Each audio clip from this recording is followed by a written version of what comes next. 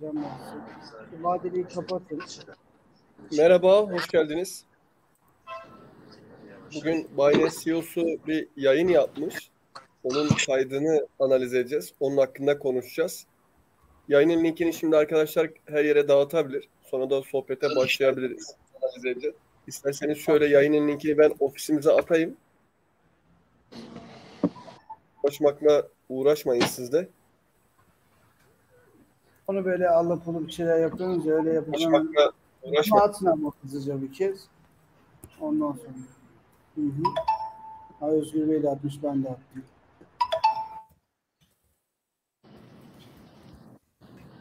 Hoş geldiniz. Arkadaşlar da yavaş yavaş geliyor yayına. Planlanmamış bir yayındı. Kusura bakmayın. Teşekkür ederiz. Siz nasılsınız?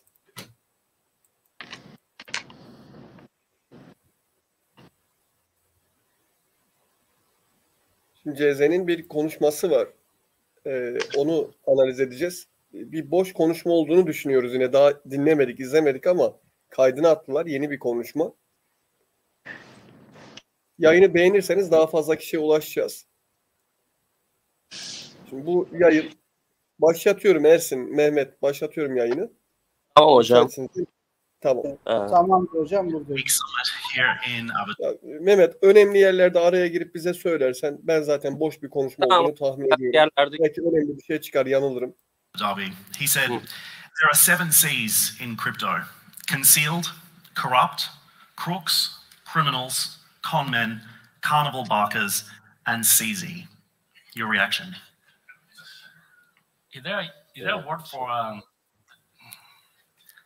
for all important people that starts with C? We don't care. Yeah. You don't care? There are people who try to become famous by attacking other people. I believe strongly that people who feed on negative energy never make it very far in life. Those people will generally stay poor. Yeah, I mean, we don't focus our energy on that. I think also he's very impolite. I think he doesn't know the local custom. He doesn't respect the local culture. When you get invited to be a guest of a country, you do not attack the regulator in that country. You do not decide what that country who should that country kick out or not kick out. I think if anyone was going to be kicked out, it should be him. Also, it should not attack industry players with just pure false information.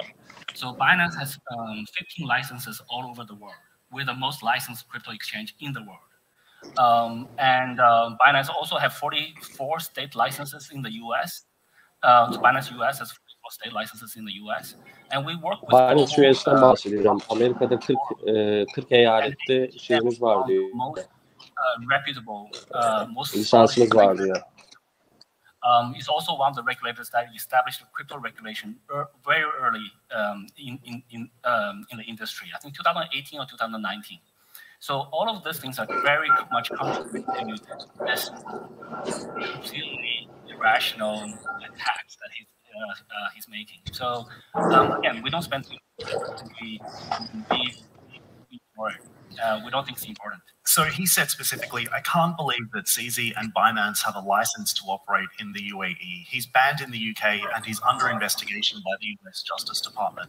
He said Binance is a walking time bomb. Why is he wrong? So first of all, we're not banned in the UK.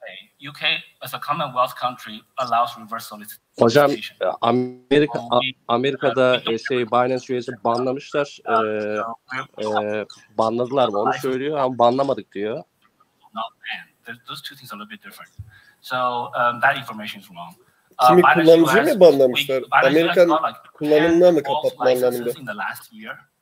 Evet. Bazı yerlerde kullanılmıyor Binance az. Bazı eyaletlerde kullanılmıyor. Özellikle New York'ta kullanılmıyor mesela.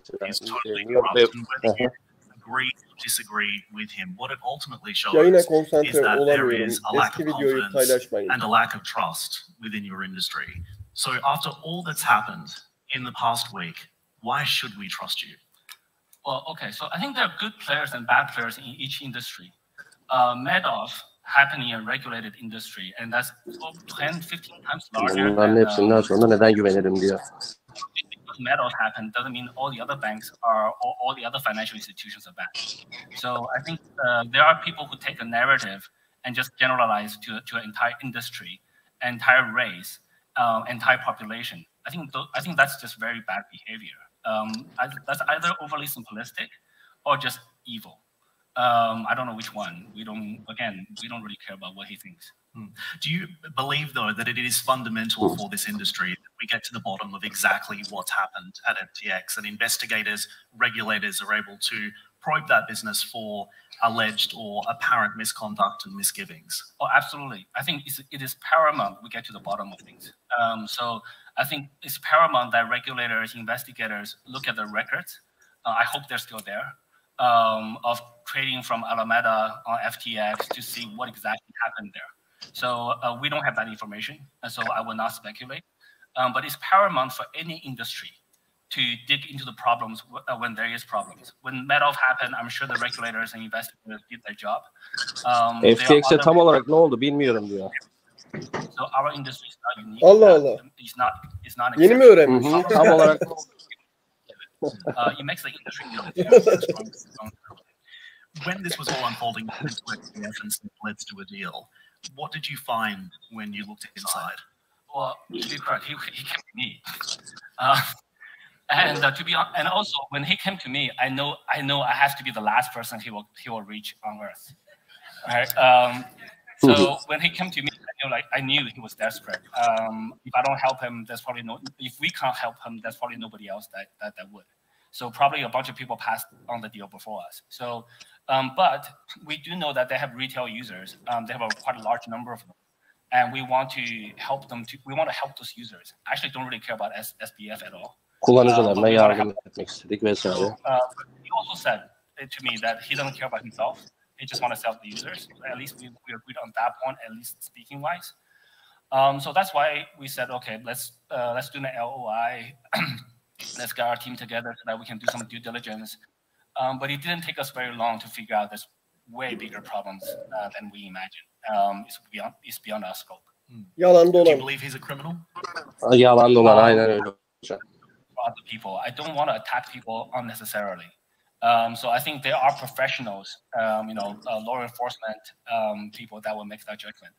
I do know there have been lies to his employees, to his VC investors, to regulators, to his users, and there have been misappropriation of users' funds. I think all of those things happen. So in my definition, there's fraud. But how will he be handled as a criminal? We'll leave that to the law enforcement agencies. On the question of trust and transparency in the industry, you also made this decision to sell FTT and announced it via Twitter. Yeah. Why was that the right move? Because Twitter isn't necessarily the most appropriate market disclosure place when you have people who are relying on your business and looking for trust and transparency. Why make that decision on Twitter? So, as you said, people are looking for trust and transparency. So when you look for transparency, when we give information, that's transparency. Was it market manipulation? Absolutely not. So I think so. Do you want transparency or do you not want transparency? Right. So if you transparently announce something, that's much less likely to be viewed as manipulation. Whereas if you sell something behind the scenes, that's much more likely. Even though we have the right to sell anything that we want, we don't have no obligation to disclose it. But also in this industry, it is very transparent. The transaction to move those funds from the address that we controlled onto Binance.com, the exchange, was noticed by everybody in the industry. There was Where Alert noticed it first, and there was a lot of discussions in the community. And then our team asked me, like, well, should we just say, look, that's our transaction? So yeah, why not? We want to be transparent. How could you manipulate the market if you're transparent about your actions, right? So we did not lie, we did not deceive. Also, on this topic of market manipulation, many people have different wrong concepts of market manipulation. So today, if you go on Binance and buy one Dişekova sığacak bir şey söylemediniz ama özeti Mehmet Bey geçecek size. right? Because Yani you buy the sürekli price, izliyorum. even a dollar doesn't move the price that Yaklaşık much. bir But if you keep 15 buying, dakikası that's, falan var. and if you have $1 million, if you have $10 million, Marketin manipülasyonundan falan bahsediyor da şimdi ona açıklıyor hocam. more. But is that market manipulation or not? You're just a guy buying. Spiti Right? So at what %25 point arttırayım is mı? it manipulation? At what point is there mail intent? So Evet all hocam. of this is fine. There's no clear number. But if you lie, that's not good. If you don't lie and don't tell anyone, that's probably okay. You have a right to privacy. So a lot of these things are not. These definitions are quite hard to define. You know? But we believe. 10 dakikaya biter bu arkadaşlar. So we don't have to be that transparent, but we choose to be very Özet transparent. konuşmasını Mehmet Bey And the market yapar. reacted in Sonra such a way kendi that aramızda we were reacting in konuşuruz. such a way, but we were very transparent with our actions. Is it fair that one Yayını beğenirseniz seviniriz. in that way? I don't know how much control we have. It may just be that. Let's say you have the most control right now. I actually don't agree. I think today, if I tweet something negative about Bitcoin, probably the price will not move that as much. If I sell a Bitcoin, nobody cares. The fact that people reacted, it wasn't our influence. There was a lot of pent-up frustration and about this Bitcoin or FTX as a company. So as we discovered, there were a lot of issues that we still haven't got to the bottom of. But that means the industry had already known those issues may be present before my tweet. So even though right after my tweet there was a lot more discussion, it doesn't mean we created that. If a company is well run, any other strongly well run quickly change. If I sell up on their tokens, I don't think I would do very much. I can try. I don't think I would do very much. So the fact that it was so weak there was so much impact. It wasn't my tweet. It was just like the weak itself. So I think, but getting back to the point, having one player being bigger always brings the question of, okay, do we have too much influence? It's a free market. In a free market, the stronger players, there are network effects. Users trust us more, they'll tell their friends, their friends will trust us more, and so we will grow in that way. So it's a natural free market behavior. In a free market does not mean every service provider is the same size. The better ones will grow bigger, and the weak ones will be gone. So that's normal market behavior. If you want everyone to be equal, then you go back to communist. And that doesn't work well. A lot has been written about that decision to sell and your ultimate move on FTX. I just wanted to understand a little bit more about the relationship that you had with Sam before all of this happened. How would you characterize it? Because it's been framed in the press as both competitive, it's been framed as a rivalry. I've seen hatred being thrown around. How would you characterize Sam? He was our client first. Alameda was one of our clients first. And then, so I met him when he was our client during a big crypto conference. And then later on, he wants to do a crypto exchange. He wanted us to partner with him. We said, well, we don't want to partner. Then he wanted an investment from us. So he's a young, technically capable kind of person. And he has a decent team. So we invested. And the investment actually went quite well. They use the numbers for him. But then once they go to a stage, to a size, I just hear all kind of rumors, all kind of people telling me, hey, look, this guy's lobbying behind you in DC. This guy's saying bad things behind you. And we're like, okay, this is not so good. So then we said, let's just exit and just continue on a more fair basis. So we exited a year and a half ago. And he was raising money from other investors, and he was successful with that. So we exited. As part of that exit, we actually got some FTT tokens. That's the FTT tokens we still had until recently. We still have most of it today. So after we exited, I didn't talk to him that much. We're in a few different comment groups. But you know, I don't have a lot of time. Hocam bu şekilde ses çok kötü geçiyor ama.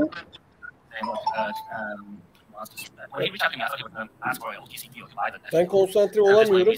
Ofise yazılar yazıyorum. Orayı okuyan var mı bilmiyorum tabii de. 25 indirdim yazıyı. Sam tweeted, at some point I might have more to say about a particular Biraz sparring gereksiz de bir partner, so to speak, konuşma but var. you know, Hızlı glass geçelim houses. istedim. So for now, all I say is, Özetini well birazdan played. geçeceğiz. Can you respond to that? I think only a psychopath can write that tweet. Antalya ofisi okursa çok iyi olacak. He never told me I was his sparring partner. I'm actually not sure if that tweet is even tweeted at me or us. Who else would it be? We can imply or we can guess. But we never view other candidates as sparring partners, competition. It's not a boxing match. We view this industry so young, so new. The industry is very far from saturated. We're probably at 1%. There's different ways to measure adoption. If you measure like how many people have some kind of crypto on the street, out of 100 people, probably 5 people will have some kind of crypto, depending on the country. But if you measure total asset investing in crypto, of that 5 people, probably on average less than 10%. So probably value-wise, there's probably less than 0.5% adoption in crypto. So we haven't even reached 1%. We can grow the industry 100x. And being a larger player in the industry, we will most likely grow with it. Within this 1%, we're dominant. We have dominance in this 1%. But let's say we take market share away from another smaller player. we grew by our size 1%, which is 0.1% or 0.01% in the grand scheme of things. That's not interesting to us, right? So that's not what we do. Like when we optimize our energy, so it's much better for me to sit here and speak to all of you than looking at what FTX does or try to take market share away from them. For them, they may think it's meaningful to take market share away from us, but that's actually also a very what do they call it? Limited mindset. They should try to grow the industry and not lobby against other players in the industry. So and when at that day when he tweeted that, he should be working on other things. He should not be writing tweets. So actually in one of the messages I sent him in a group of bir tane önemli bir şey bile göremedik. Zaten fiyat seviyeleri de aynı gidiyor. Yeni bir yayın arkadaşlar. And started answer questions. So that's a tweet. That's a message I sent him in a group, in an industry group. So piyasanın değerlemesini bu konuşma bittikten sonra yaparız beraber. Bir yere ayrılmayın. So I said, look, just stop doing whatever you're doing. The damage is done. Just stop. Just go answer questions. So so actually the psychopath term was actually sent to me by another common friend. I thought it was appropriate. We'll move on from this. I think if you thought he was a quote-unquote psychopath, why didn't you call it out earlier? I only found out recently. When he's running the corridors of DC and elsewhere. Well, when he was running corridors of DC, I thought, look, he's just not a very good. He's just not a good industry player. But industry guys lobbying in DC is fine. Nothing wrong with that. And lobbying against your competitor a little bit, I can also understand that. You'll likely say something that could be interpreted negatively about your competitor. It's also good. That part I can actually understand. I wouldn't call him a psychopath. But when he tweets about a sparring partner and when his house is burning and all this, like when all these things are happening, he's losing focus. So I didn't know this problem existed in FTX before. Otherwise, we would have sold FTX tokens a long time ago. So so it's just how it happened. Let's talk about this issue of trust, confidence, and credibility within the industry, because I know also in the last 24 hours, you have tried to demonstrate that Binance has enough capital on hand to withstand bank run. So I've looked over the numbers that have been supplied already, and I understand there's more to come. Your wallet's hold about 65 billion worth of assets combined, but the bulk of it, actually more than 40%, is in your own stablecoins and tokens. These are assets that you control and have influence over. Why is that right? And how safe is Binance today? Sure. So that came out from a Bloomberg article, which is actually mistitled. The Binance USD, the BUSD coin, is actually not issued by us. It's issued and minted by Paxos, which is a New York MIDFS, Department of Financial Services, licensed entity. And it's audited by, we actually don't audit their bank accounts. We assume that the regulators, that's one of the toughest regulators in the world. So we don't control the minting, we don't control the burn, and we just list it. We give our branding support for them because we have a partnership with them. And that's the BUSD. BUSD actually, if I remember correctly, only accounts about 21% of the assets. I think USDT still accounts to about 19% or something. Evet. So those USDT, again, we have no relationship with them. It's not minted by us. So again, it's a coin we list. And in a bear market, if the cryptocurrency exchange does not have a large stash of user assets in stable coins, that's actually a red flag. Other exchanges review the wallet addresses and they don't have stable coins. Internally, we were like, that's weird, that's crazy. Because guess what? In a bear market, people sell Bitcoin or other coins into stable coin. And some of them will withdraw fiat or out. Many of them will just hold the stable coin waiting for time to go back in. So in a bear market, exchanges should have a large stash of stable coins. So if people wanted to pull their money out of Binance today, you could survive that? Absolutely, 100%. So we run crypto exchanges can be run very simply. Whatever user deposit, just hold it. If users trade against each other, that's going to change. When people withdraw, that one asset get diminished. That's it. You don't have to do anything else. The traditional concept of a reserve, how many US dollars do you have? Bütün paranı da koysan koruyabilirsin Binance'da diyor. Şöyle bir şeye bak. So today we are 100% reserve in any coin. Kaçırdım ben. Bütün paraları koysan da prices fluctuate. If they want to withdraw, bütün paranı koysan da Binance güvenli diyor yani hocam. Binance'da koruyabilirsiniz paranı diyor. Allah razı olsun. Sağ ol. Teşekkür ederim. Para mı kaldı lan millette? Neyi koyacağım? Para kalmadı millette. 40% or whatever percentage that is. It just happened that 40% of our user assets being stable. That's it. Okay, so I'm looking at another issue here. Do you think that businesses like yours should be stopped in future regulations, perhaps, using their own creations for reserves and collateral? This is one of the things that we did. should the business be stopped? Using that on creation. I actually think that, again, you talk about reserves as if we use that money to start to use assets.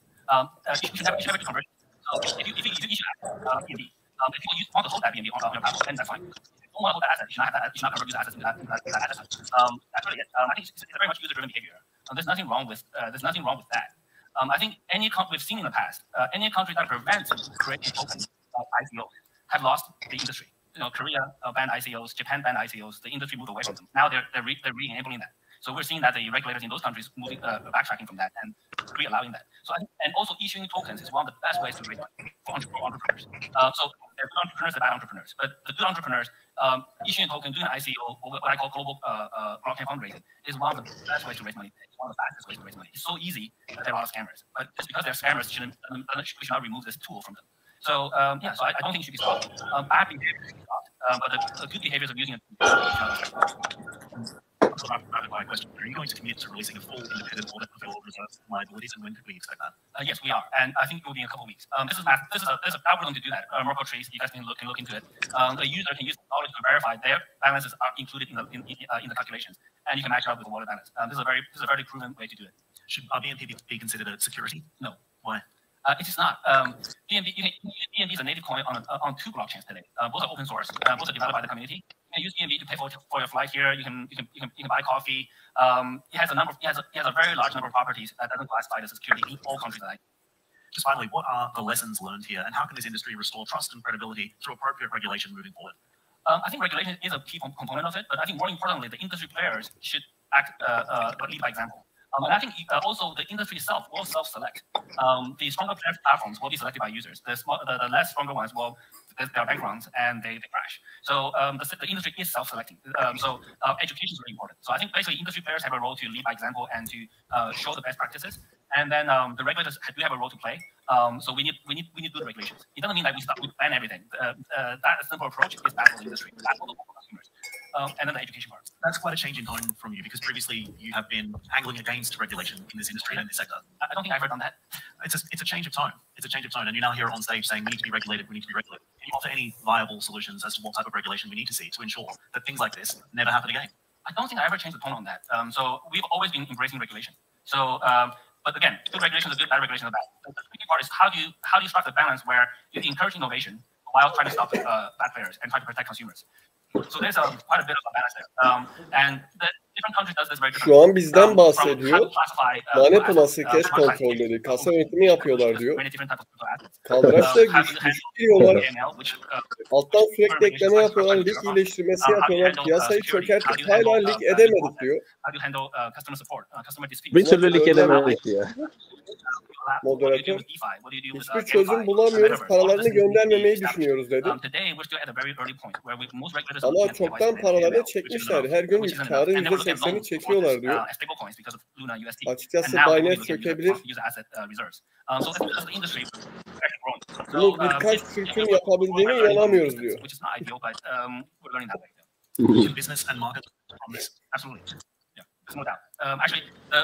İnanılır gibi değil. 438 işlem aldılar. 431'i başarılı oldu diyor. Yeni düzenleme getireceğiz diyor hocam. Evet. Yeni düzenlemeyle 7 stop sayısını arttırmayı planlıyorlarmış. Bu 7 stop'un bilinçli yapıldığını düşünüyoruz diyor.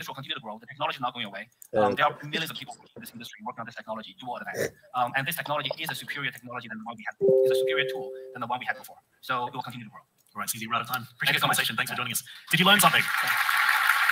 Thank you all for listening in, and thanks for joining us. Türkler olmasaydı her şey daha güzel olacaktı diyor. Konuşmayı bitirdim. Benim anladıklarım bunlar Mehmet. Sen yayını başından sonuna kadar izledin. Bu CZ ne demek istedi? Vallahi hocam yeni düzenleme getireceğiz diyor. Hani son konuşmalarda anladığım o kriptoyla alakalı. Başında da FTX'in CEO'sundan bahsetti. Moderatörün sorduğu soru hani ne yaptın yani ne dedi? Bana geldiğinde işte çok umutsuzdu. Hani bir bakalım ne yapılabilir, ne edilebilir ama beklediğimin çok daha yani hayal edemeyeceğim kadar daha kötü bir durum vardı karşımda. Hani anlaşamadık dedi. Yani çok da şey demedi yani. Amerika'daki şeylerden bahsetti. Binance As'tan bahsetti. Hani neden bazı yerlerde banlı, bazı yerlerde kullanılmıyor vesaire bilmem ne. Hani şeyden dolayı RSI'nin RSI diyorum ya. Oradaki işte yani savcılar vesaire bilmem ne onlardan dolayı anlaşamamışlar. Ondan bahsetti. Yani çok da önemli bir şey söylemedi piyasayla açıkçası. Hani piyasayı niye piyasa niye manipüle oluyor vesaire bilmem ne. Hani bizden hani Binance'dan kaynaklanan bir durum değil diyor. Aynı şeyleri tekrarladı aslında. Aynen aynı şeyleri tekrarladı. Çok da piyasayla yani olumlu bir şey konuşmadı. Hani düzenleme gideceğiz diyor. Düzenleme yapacağız vesaire vesaire. Teşekkürler. Ağzına sağlık. Arkadaşlar dünkü yayınımızı izlediyseniz hala kayıtlarda duruyor. Orada biz piyasa analizini yaptık. Dünkü yaptığımız analizin aynısı hala geçerli. Fakat kısacık bir özet geçeceğim. Çünkü yeni arkadaşların geldiğini görüyorum.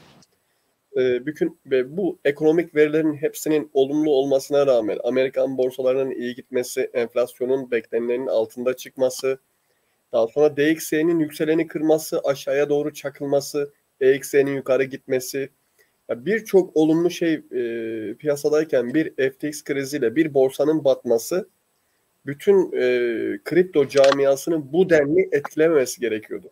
Biz bu senaryonun aynısını daha önce de gördük. Deneyimli arkadaşlar hak verecektir. Aynısı yine oldu. Bütün ekonomik veriler iyi giderken kripto piyasasının saçma sapan haberlerle çakılması yani bu işi soğutuyor. Teknikten uzak şekilde sadece haberi dayalı işlem açmaktayız.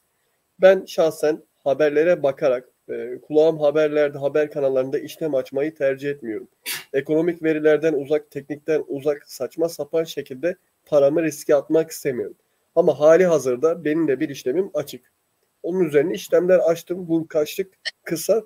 Çünkü manipüle edilen bir piyasada dirençlerden short girmek daha iyi. Zaten ayı piyasasındayız. Destekler çıt kırıldı. O yüzden short işlemle altlarda özellikle short işlemlere girerken dikkat edin. Karlılık had safhada fakat ADL para ödüyor mu ona göz atın. Dünkü yayında bahsettim. Bir de sayaca lütfen bakın. Sayaç 3 tam sayıya denk gelebilecek şekilde olabiliyor. Sadece bu solde olmadı. Diğer altcoin'lerde de örneğin $100 işlemde %100 başarıya ulaşıyorsunuz short işlemde. Sol tarafta karlılığınız $60 gözükmekte. Bir de 8 saatte bir sizden ciddi bir oranda para kesilmekte. Çünkü sayaç ekside. Siz de eksi yönlü işlem açıyorsunuz. Haliyle faiz ödüyorsunuz. Yani bu piyasada şu an kazanan yok gibi bir şey. Kısa vurkaçlar yapıyoruz. Sayaç sıfırlanmadan paramızı alıp çıkıyoruz. ADL tam para vermese de işlem açıyoruz. Biz 438. işlemi bugün kapattık mesela. Dün akşam 3 tane küçük işlem. Bugün de yine 4-5 tane işlem de Ersin Bey'in sayesinde aldık. Ama piyasa uzun vadede kazandırabilecek bir anda değil. Örneğin sepet yapılacak bir anda dönemde değiliz. Spotta artık alım yapacağız, düşüş bitti diyecek durumda değiliz. Ben kısa vadede bir mini rally de olsa bir yükseliş bekliyorum. Ama iğneyi atar, longları patlattıktan sonra yukarı giderse benim işlemim lig olduktan sonra bir anlamı yok. O yüzden ben alttan ekleme yaparken şuna çok dikkat ediyorum. Lig seviyemi iyileştirdim. İyi bir yere getirdim. Fakat piyasa düştü. Bir birim daha ekleme yapayım. Maliyetimi geri çekeyim dersem o iyileştirdiğim lig seviyem de kötü olacağı için ciddi boyutlara ulaşması lazım benim işlemimin. Şu an 1.3 milyon liralık sadece benim işlemim. 1.3 milyon Türk lirası işlemim. Ama ben bir birim daha ekleme yaparsam biliyor musunuz? O 13 binlerin altına kadar indirdiğim lig seviyesi birdenbire tekrardan 15 binlere gelecek. Yani piyasa tamamen kaybettirme üzerine kurulu. Lütfen eğitim alın. Bizden almanız şart değil eğitimi. Bilinçsiz şekilde bu denli benim gibi büyük işlemlere girmeyin. Yıllardır ben bu piyasanın içerisindeyim. Bu işlemin benim lig olsa bile acısını çıkartırım. Ama eğer işi bilmiyorsanız o long piyasada acemice kazandığınız paralar sizi kurtarmaz. Aylarca kazandığınız parayı tek bir işlemde iade edersiniz. Hatta daha fazlasını üstüne koyup iade edersiniz. Lütfen dikkatli olun. Mümkün mertebe bu dönemde işlem açmayın. Açacaksanız short yönlü işlemleri stoplu şekilde açın. Karınızı alın. Karı gördüğünüzde kaçın. Sayaç sıfırlanmak üzereyse alın kaçın karınızı. Ciddi katsayılar var. Ve Binance bunu öncesinde uyarıyor da sizi. Mesaj atıyor. Diyor ki bak diyor ben katsayın anasını ağlattım diyor. Senin paranı alacağım diyor. Marjininden diyor kesinti yapacağım diyor. Önceden Binance cüzdanından, Futures'tan cüzdandan kesinti yapılırken artık marjinden kesinti yapılıyor. Direkt işlemden kesinti yapılıyor ve sizin lig seviyeniz birdenbire çok yakınlaşıyor. Bunu yaşamadan anlamayacaksınız. Yaşamak istiyorsanız da dediğim gibi küçük küçük rakamlarla riske girin. Pratikte öğrenmek çok iyidir. Kaybederek öğrenmek en iyisidir ama yüklü kaybetmeyin. Yüklü işlemlere girmeyin. Konuşmak ister misiniz? Ersin sen ne yaptın bugün? Kaç işlem aldınız? Bugün biz işlem grubundaki arkadaşlarla artık canlı yayın yapıyoruz. O şekilde daha sağlıklı oluyor. Sizin de dediğiniz gibi biraz daha böyle telsiz sistemi gibi. Bugün ortalama 4 işlem aldık. Şu an 5. işlem var. O da kârda. Bu işlemin kârlılık aralıkları ortalama %20 ile %70 arasına gidip geldi. Yani çok düşük bir bütçeyle giren kişi bile ortalama olarak bugün yine bir 30 dolarını almıştır. Şimdi 30 dolar deyince çok basit geliyor insanlara ama 30 dolar bugün 570 TL yapıyor. Yani aylık orana baktığında bu oran 28.500 lira geliyor. Yani şu an bu civarda bu piyasada bile bu ufak vurkaçlarla beraber yani ortalama 5 işlemde %40 oranında bir başarı var. Şu an son işlemdeyiz. O da başarılı. Bunlar çok yüksek riskli işlemler de değil. Ortalama 20x açılan işlemler. Gayet güzel gitti. Bundan sonra devam edeceğiz. Şu son işlemde şu an kârda. Daha bir 5 saat oldu. 5 saatte ortalama 5 işlem. Akşama kadar vaktimiz var. Akşam siz burada olacaksınız. Yani o günde BTC evet. Ya eline sağlık. Ben de PNL'leri gördüm. Başka şeylerle uğraştığım için işlem grubundaki yayına katılmadım. Ama ne mutlu ki ben olmadan da bu işler yürüyor. Benim istediğim de tam olarak buydu. Mart ayına geldiğimizde artık bana ihtiyacınız bile kalmayacak. Siz yöneteceksiniz bu platformları. İnsanlara siz faydalı olacaksınız. Benim merak ettiğim bir şey daha var. Bizim bir BTC işlemimiz açık. Bu BTC işleminden Mehmet, Ersin siz umutlu musunuz? Hani ne yaparsınız? Sizin beklentiniz nedir? Ben beklentimi söyledim.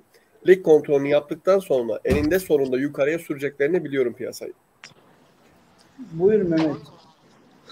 Hocam benim beklentim yani devam ediyor. Hani yani bir düzeltme de olmadı. Düzeltmenin olması lazım illaki. Hani 8 gündür işlemdeyiz biz.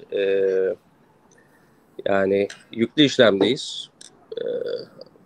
Israrla ve sükunetle işlemimizi yönetiyoruz. Ben umutluyum işlemimden. Hani şimdiye kadarki başarıya baktığımız zaman kaçıncı işlem oldu şu anda bilmiyorum ama bütün işlemlere, istatistiğe baktığımız zaman hani ben bu işlemin de başarıyla kapanacağına umutluyum yani. Şu anda hani piyasada sürekli umutsuz haberler gelmekte ama çok da kulağımızı asmıyoruz açıkçası. Kötü haberler de yani kötü haberler dipte mi geliyordu hocam, öyle miydi? Genelde öyle oluyor. Bunu defalarca gördüğüm için yeni yatırımcılar biraz fut haberlere kapılıyor. Bazı fenomenlerin verdiği coinlere sepet yapmaya kalkıyor. Dibe geldik artık dibinde. Yanlış yönlendiriliyoruz. Bir klişe söz var Mehmet'in söylediği. Kötü haberler dipte gelir, iyi haberler tepede gelir. Ama bakın biliyor musunuz? Bu piyasayı kaldırırken şöyle haberler duyacaksınız. Dünkü yayında bahsettim. Mehmet kısa keseceğim. Adamlar şöyle haberler, iyi haberleri böyle başlatıyorlar. İşte bilmem ne ülkesi, dandik bir ülke, ada ülkesi, Bitcoin ATM'si kurdu. Bilmem ne dandik bir şirket, tekstil şirketi bu genelde, işte ödemeleri BTC ile alıp vereceğini kabul etti. Bunlar iyi haberler ya. Bunlarla piyasayı şahlandırıyorlar. Hiçbir dünya ekonomik verisiyle beraber hareket etmeyen günümüzdeki kripto piyasaları birdenbire dandik ülkeleri dandik ATM'siyle şahlanıyor. Buna umarım yine şahit olursunuz. Ama önemli olan batmadan önce şahit olmak. O yüzden eğitime katılın diyorum. Beni bir eğitim satıyormuş gibi düşünmeyin. Gidin başkasından eğitim alın ama bilinçli şekilde yatırım yapın. Mehmet devam edebilirsin. Araya girdim, kusura bakma. Yok, önemli değil hocam. Haklısınız hocam. Yani şu an piyasaya bakıyoruz. Bu kötü haberlerden sonra da bakıyoruz. Daha çok ben gruplara bakıyorum. Grupların girdiği işlemlere bakıyorum.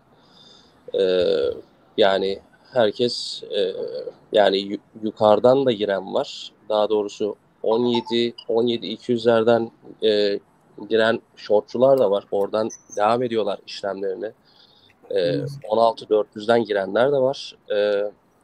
Ben şöyle düşünüyorum. Onların patlamadan daha da aşağı gideceğini düşünmüyorum açıkçası. Bilmiyorum da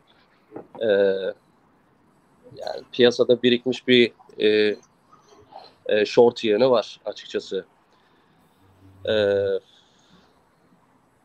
Yani onların karar noktalarını sen biliyorsun Mehmet. O yüklü giriş yapanlar, Twitter'da 170 bin kişilik, 45 bin kişilik gruplar short girdiler. Short giriş yerlerini söyledim. 17.200'den, 16.900'den girenler var. Şu anda kârda. Ama take profit bir dedikleri yer. Yani ilk kar alacakları nokta, beklentileri, büyük çoğunluğun ne olduğunu sen biliyorsun. Arkadaşlar söylemek ister misin? 15K. Evet, 15-500'den kar al emirleri koydular. Evet. Yani o kadar düşüşü bekliyorlar. Aynen. O kadar düşüşü bekliyorlar. Ben de yani biz de genel olarak şunu düşünüyoruz. Hani piyasa bunlara yedirir mi? Çünkü 8 gündür short'ta olan bir piyasa. Bilmiyorum. Hani bizim bir beklentimiz var. Evet, doğru ama buradan daha da aşağı giderse shortçular zengin olur. Evet ama işte şu beni burada korkutuyor. Shortçuları da zengin etmeyip de ADL'den para vermeyip üstelik 8 saatte bir para keserse shortçulardan da shortçular da bir şey kazanamayacak. Yine market kazanacak. O yüzden dikkat etmemiz gereken yer, uzun uzun anlattım ama anlatmayı becerebildim mi bilmiyorum. Sayaçın bir an önce pozitife dönmesini isteyin. Kesinlikle hocam. Pozitife dönsün. Bunu iyi anlamda değerlendirin. Çünkü özellikle 8 saatlerin dolduğu anlara bakın. Oralarda katsayı çaktırmadan artıyorsa shortçulara da para vermiyor. Üstelik para kesiyor. Kesinlikle hocam. Zaten biz bu işlemdeyken fundinglerden hani işlem açmış gibi olduk daha doğrusu. Evet, ciddi bir oran geldi bize. Piyasaya ters işlem açtığımız için biz Mehmet'le eşdeğer bir pozisyondayız şu anda. Dün 540 dolarları aşmıştı fee ödemeleri. Bugün de yine ciddi oranlar gelmiş, paralar gelmiş. Evet o hocam. zaman maliyetine çıksak bile biz kârda gibi bir şey oluyoruz ödemeleri. Kesinlikle. Umarım beklediğin düzeltme gelir. Bir an önce biz de daha seri işlemlere gideriz. İnşallah hocam. Beklentimiz o yönde. Bakalım. Hayırlısı olur. Hakkımızda inşallah. Amin. Vallahi demek istediğin başka bir şey var mı? Ersin'e de söz verelim. Yok hocam, sağ olun. Teşekkür ederim. Vallahi sizler burada bunları değerlendirirken biz Avax'ta yine 20x ortalama %10-15 aralığında karı gördük. Ben arkadaşlara onu belirtiyordum da. O yüzden bir ara... O zaman genel gruba geçelim. PNL'leri atalım. Dünkü size bahsettiğim üçlü parametrik ilişkiden şahit oldunuz mu dediklerime bilmiyorum. Dün açtığımız işlemler var. Ben şimdi bakıyorum. Sanmayın ki o işlemlerde binlerce dolar falan para var. Çok cüzi rakamlar var. Düzenli olarak %75 satıp sigara parası diyor arkadaşlar. Ama sigara parası bildiğin bayağı bir defalarca kar alınca ciddi paralara ulaşıyor. EOS, Mana, Kava. Bunun da PNL'lerini şimdi genel grup atıldığında atarsanız aradaki ilişkiden bahsetmiştim değil mi size? Evet. Birisi maliyete gelirken birisi artı 50'ye geliyor. Diğeri %10'a geldiğinde diğeri %130'a geliyor. O zaman kar al noktalarını siz hiçbir grafiğe bakmadan direkt yüzdeliklere bakarak bile son yaklaşık 16 saattir bunu yapabilirsiniz. Eğitimde detayları ben anlatacağım. Şimdi kafa karıştırmayayım. Genel grubu açıyorum. Açtığımız işlemlerin PNL'lerini atın. Yeni arkadaşlar da görsün. Para nasıl kazanılıyormuş görsün. Kazanıyorsan sen kazan dediniz. Biz de artık kendimiz kazanıyoruz. Yayını izlediğiniz için teşekkür ederim. Kendinize iyi bakın. Hayırlı günler.